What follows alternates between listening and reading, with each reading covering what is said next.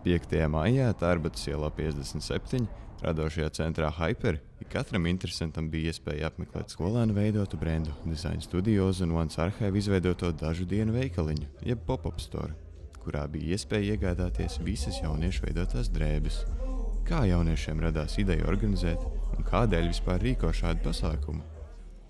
Tas ir daļai mans skolas projekta darbs. Es gribēju uztaisīt tādu kā lielu reklāmu savam brandam. Ideja radās sēžot Akropolis lielveikalā, un mēs ar draugu, kuram ir otrs brands, kur mēs taisam pop-up, mēs domājām, ka jādabūna varbūt kādu studiju, kur var kopīgi drēbes taisīt. Tad mēs runājām un izdomājām, ka jātais pop-ups. Un tā arī mēs šobrīd šeit esam. Realizējām savu plānu. Tad pie mums pieejami hudiji, bikses, zeķes, krakli.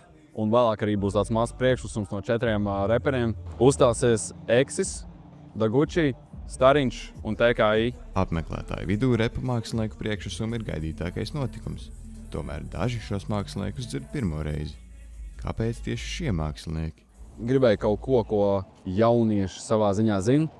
Un arī šos visus māksliniekus es personīgi kaut cik zinu. Un tad tāda vieglāka komunikācija. Jautājām arī pašiem repa māksliniekiem, kā radās sadarbība ar pasākumu organizatoru un vai ir izveidojusies sadarbība ar šiem brendiem. Mēs nostrādājām vienā darbā kaut kādus pāris mēnešus.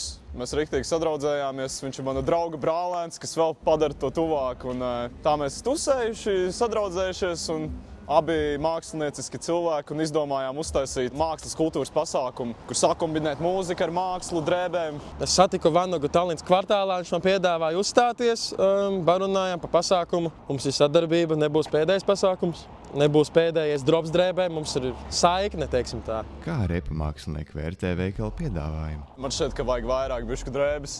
Cilvēki nāk un cilvēki daudz nāk un cilvēki prasa. Bet drēbes ir stilīgas, drēbes ir riktīgi mūsdienīgas, kā redzat. Piedāvājums ir ļoti labs. Cilvēki var atnākt, apstīties, nopirkt. Es domāju, tāds viens no kvalitatīvākajiem pagaidām. Prieks, ka atraduši, ko darīt.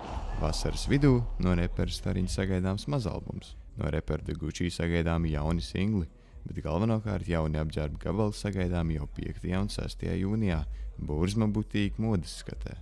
Olivers Vairoks, Rauls Ričards Valge, Nav Stīpa.